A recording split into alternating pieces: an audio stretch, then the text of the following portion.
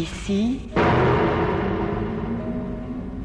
Radio Clédou, c'est tout un monde entre vos oreilles.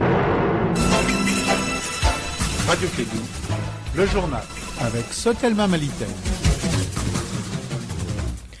Merci pour votre fidélité, il est 13h. Bonjour à tous et bienvenue à ce journal. Au sommaire de l'actualité, conflit communautaire à la frontière Mali-Mauritanie dans la commune de Léa. Un Malien a trouvé la mort dans cet affrontement. Vous aurez des précisions en début d'édition. Face à l'insécurité grandissante dans la région de Sikasso, les autorités administratives et militaires ont rencontré hier les leaders religieux et la société civile pour sensibiliser et les informer sur la problématique sécuritaire de la région. L'actualité internationale nous conduit aujourd'hui à Abidjan où le commandant Anselme Seka Yapo, l'ancien chef de la sécurité rapprochée de l'ex-première dame Simone Gbagbo, a été condamné à 20 ans de prison pour assassinat par le tribunal militaire d'Abidjan.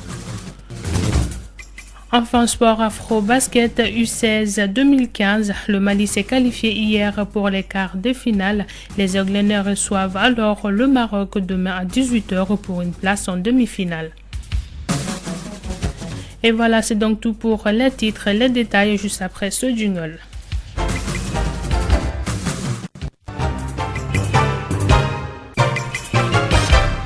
Conflit communautaire à la frontière Mali-Mauritanie dans la commune de Léa. Le bilan est d'un mort. Un Malien a été tué dans ce différend. À l'origine de ce conflit, un Malien qui est parti faire manger à ses animaux sur une partie du territoire mauritanien a été tué à bout portant. Les détails avec Kassim Traoré. Léa se trouve dans la commune de Djelibou, ancien arrondissement d'Aourou, dans le cercle de Kaye. Mais il fait partie de la frontière Mali-Mauritanie. Goudia Konaté, ressortissant. Il y a un mort qui a tiré à bout portant sur un ressortissant de Léa à cause du fait que le gars il était allé faire manger ses animaux de l'autre côté de la frontière. Après avoir accompli son forfait, l'intéressé s'est caché alors que les autorités maliennes traînaient encore les pieds. Qui a tué le monsieur de Léa. Il est parti mentir. Quand il a fait salle besogne, il est parti se réfugier dans un village à 3 km de Léa. Et puis il a menti là-bas en disant que voilà que lui, on est venu l'attaquer, on est venu l'offenser, les gens de Léa sont venus l'offenser et lui il a tué une personne parmi eux. La vie à la frontière Mali-Mauritanie n'est pas facile et pour cause. La collaboration entre les autorités, là je ne peux pas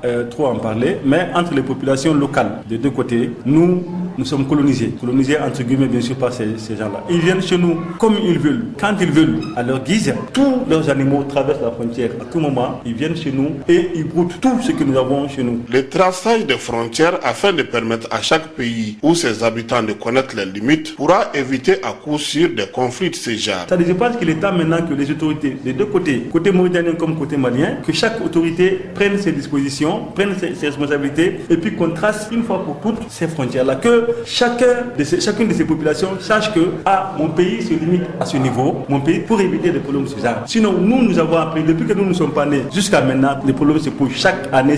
Comme pour dire, n'est pas facile la vie entre communautés à la frontière Mali-Mauritanie. Toujours sur le plan sécuritaire, face aux attaques de Misseni et de Fagola dans la région de Sikasso, les autorités administratives et militaires ont rencontré les leaders religieux et la société civile de la région. Les objectifs de cette rencontre avec le colonel Khalifa Sogodogo, commandant de la 8e région militaire, au micro de notre correspondant Zoumana Traoré.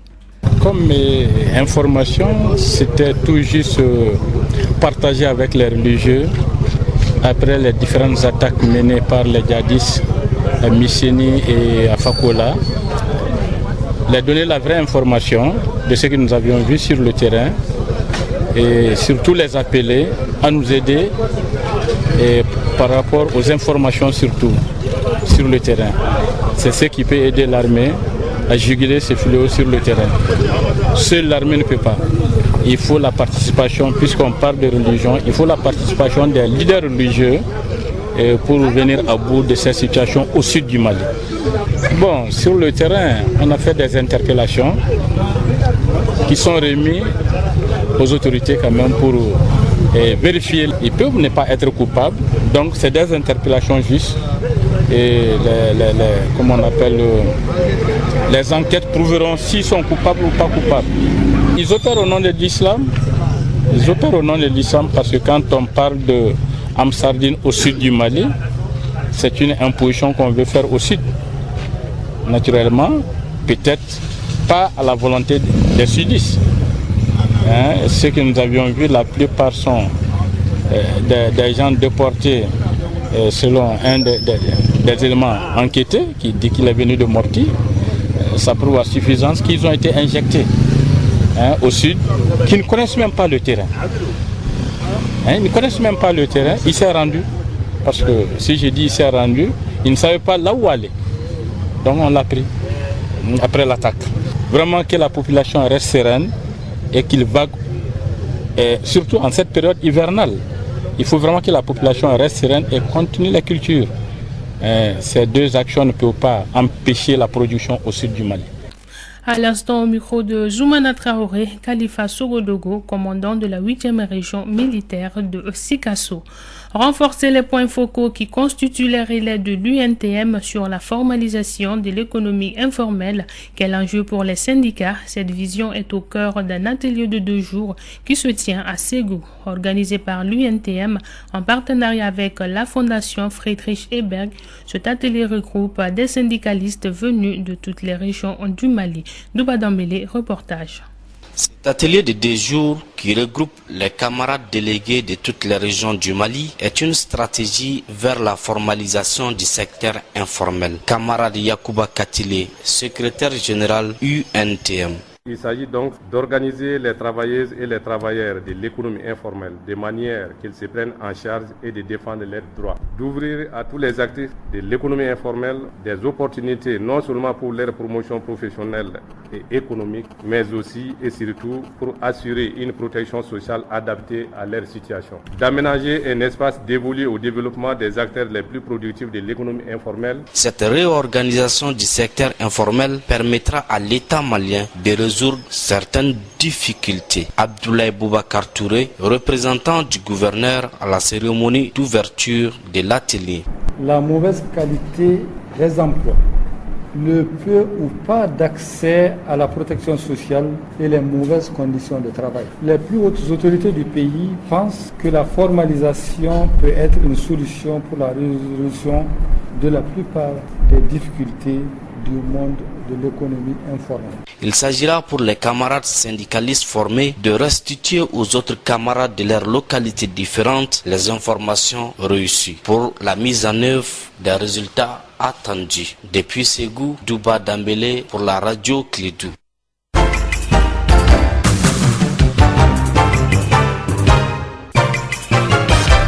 13h passées de 9 minutes, place maintenant à la page inter de cette édition. En Côte d'Ivoire, après plusieurs reports, le tribunal militaire d'Abidjan a condamné hier le commandant Asselmé Seka Yapo, l'ancien chef de la sécurité rapproché de l'ex-première dame Simone Gbagbo, à 20 ans de prison pour assassinat. Ce dernier était jugé avec 7 autres officiers de l'ex-président Laurent Gbagbo pour ses exactions commises durant la crise post-électorale 2010-2011. Au Burundi, les appels à la reprise d'un dialogue se multiplient après une série d'attaques ciblées contre des personnalités de premier plan. L'assassinat de l'ancien chef de la sécurité intérieure, le viol passage à tabac du correspondant de RFI, puis la tentative d'assassinat contre le défenseur des droits de l'homme.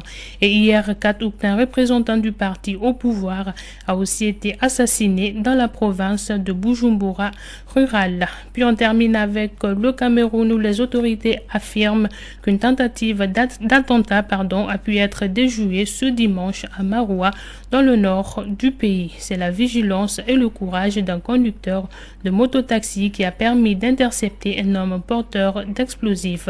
Cependant, l'enquête a également permis d'arrêter 3 complices.